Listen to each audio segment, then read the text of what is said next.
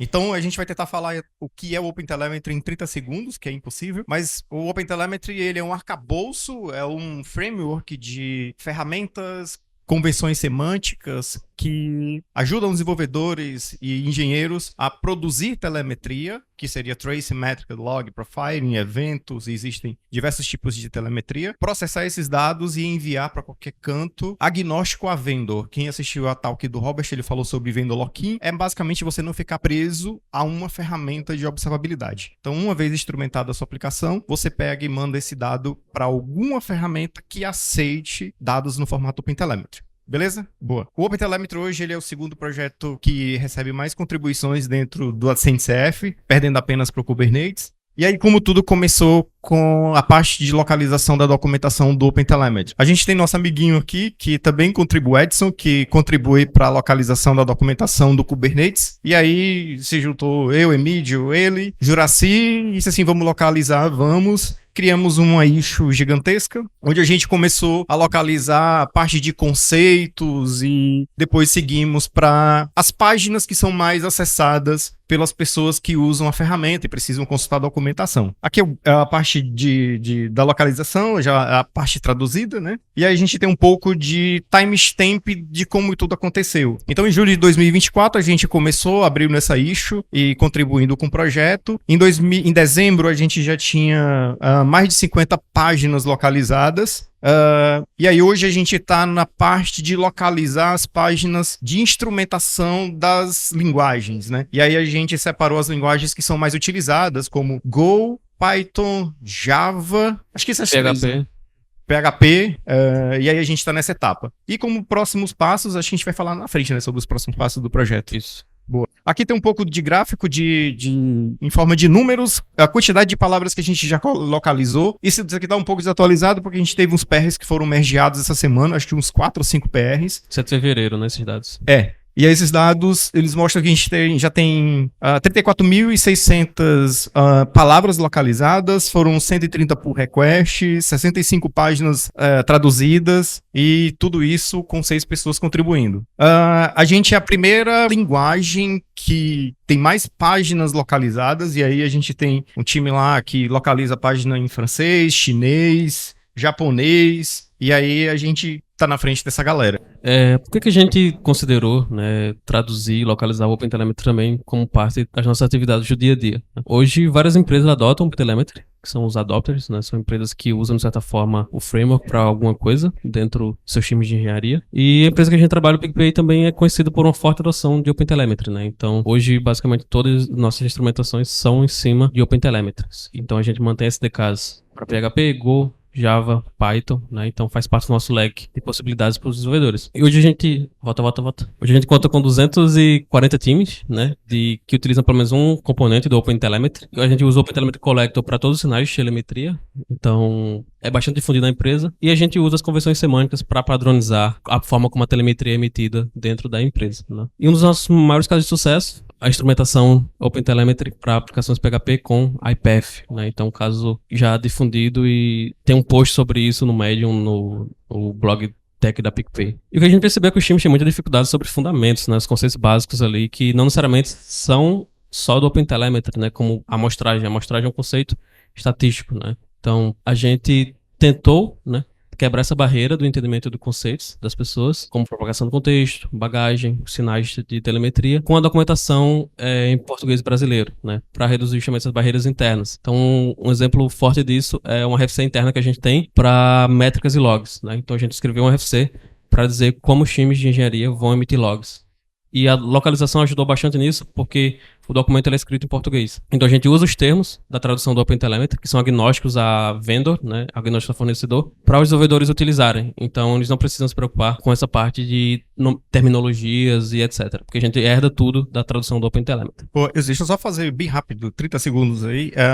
Onde a gente percebeu ali, onde os times têm dificuldade para entender alguns conceitos e tá surgindo algumas, se vocês buscarem quem tá mais adentro, tem alguns blogs, posts falando que o OpenTelemetry é difícil, mas se você for levar em consideração para você instrumentar uma aplicação, você tem que ter alguns conceitos básicos e necessários para poder dar início à instrumentação. E existe um pouco de confusão entre até onde vai o OpenTelemetry, porque tem conceitos e tem o OpenTelemetry, são as APIs, SDKs, collectors e etc. Boa. Né? E como resultado disso, a gente coletou vários depoimentos de pessoas.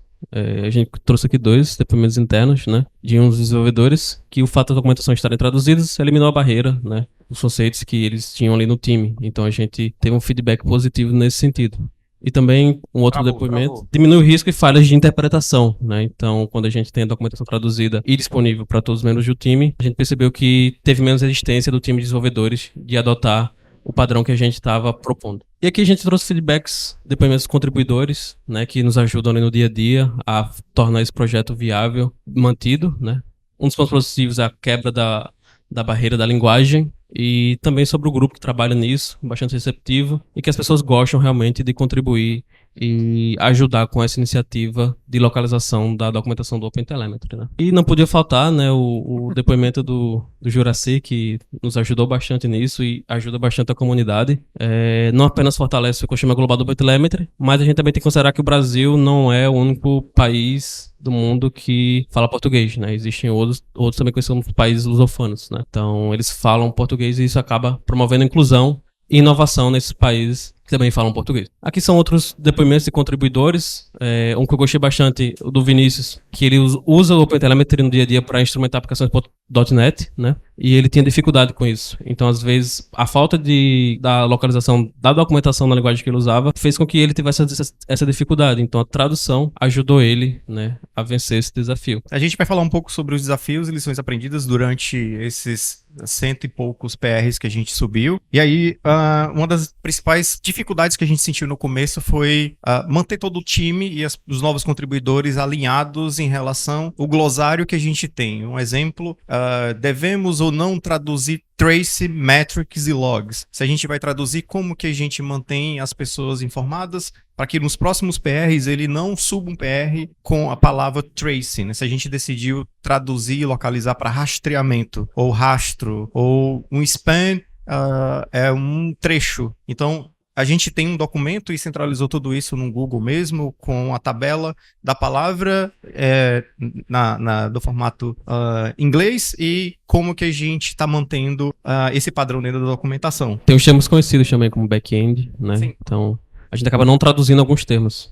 Exato. Back-end, pipeline. Exato. Então, alguns termos fica complicado para a gente traduzir porque faz parte do nosso dia a dia, como o Emílio falou, de back-end, framework. Como que a gente traduz framework para dentro, para o português, né? Vendor. Tem a diferença entre tradução literal e adaptação contextual, né? Tá cortado aqui. Mas se você pegar a página e jogar no chat GPT, se você simplesmente traduzir, você vai ter uma tradução, mas ela não vai estar coerente com o que a versão original quer dizer, né? Então, sim, a gente detecta isso facilmente. A gente, obviamente, não culpa a pessoa por fazer isso, mas a gente faz os devidos comentários para corrigir da adaptação contextual, né? Outra lição que a gente aprendeu foi o primeiro issue que a gente abriu. A gente tentou usar essa issue para rastrear, eu não lembro, Edson, acho que umas 30 páginas, né? Umas 30 páginas localizadas, então... 28, né? No meio ali, a gente se perdeu um pouco para saber quem estava tocando aquela localização, porque aí a gente usa o método de que eu vou localizar determinada página, então eu vou lá na issue e comento, eu estou trabalhando nisso. E aí a gente já tem um controle, né, disso. E aí essa issue gigantesca, a gente no meio a gente teve que marcar um encontro e assim, cara, a gente precisa se alinhar aqui, formar e ver onde que a gente parou, o que tá em andamento, o que não tá em andamento, que tem algumas pessoas que é normal de qualquer projeto open source e contribuição, de que algumas pessoas começam e cada um tem seu tempo, então você faz no seu tempo, pode demorar um pouco mais, e a gente definiu alguns critérios para definir em que momento a gente passa essa issue para outra pessoa ou conversa com a pessoa que estava tocando aquela issue pra gente não parar, né, o projeto. Esse aqui é massa. Tem um padrão de processo por request, ajudou bastante. Obrigado, Edson, por ter ajudado nisso. Se você tiver interesse em contribuir, querer ajudar, você vai perceber que você não sabe português. Então aqui a gente trouxe como exemplo esses 2 pull requests, que tiveram 176 comentários, e esse outro 147. Então, assim, tanto o processo de contribuição quanto o processo de revisão, ele é muito sério e muito complexo, né? Então, é tão complexo quanto escrever código, né? Porque você tem que trazer todo o contexto para aquilo que você está traduzindo. Sim, eu queria só trazer uma contribuição de que alguns dos benefícios de você trabalhar num tipo de projeto desse? 1, você melhora seu inglês. 2, você aprende sobre a tecnologia. E 3, você faz network com pessoas do mundo. Porque a gente tem o nosso canal de localização para BR, mas aqui e acolá a gente tem que conversar com os cores que precisam fazer, que fazem merge, ou que desbloqueia pipeline e tal. Então você vai conversando com a galera, trocando ideia, fazendo network. Tem muito trabalho para ser feito, muitas páginas para traduzir, né? Então, Collector Kubernetes, parte de especificações, demo, né? Então tem muitas páginas que ainda precisam de atenção. Como vocês viram, a gente é um time bem pequeno, e todo mundo faz isso no tempo livre, né? Ninguém tá sendo pago diretamente para fazer isso fora as pessoas da CNCF. Então dificilmente vocês vão ver alguém sendo pago para atuar num projeto como esse. Então a gente tem um guia para novos contribuidores. Então quem se interessar por esse tipo de contribuição, queria ajudar, fica à vontade para se juntar a nós. É isso. Então, não sei se você quiser trampar com a gente lá com o OpenTelemetry. Aqui a gente vai deixar um QR Code. E aí, eu acho que é isso. E aí, quem quiser, tiver a fim de contribuir ou, cara, eu quero iniciar, é uma excelente oportunidade para você entrar nesse mundo open source. E a partir daí, você pode participar de outras SIGs, como, eu quero ser o manjo de Python, então eu vou lá contribuir com o time de Python. Outra coisa que eu esqueci de falar, a gente tem uns encontros quinzenais, onde a gente faz um alinhamento, se necessário, para discutir os próximos passos da localização, discutir qual foi se a gente precisa mudar alguma abordagem que a gente vem tomando. E é isso. Valeu.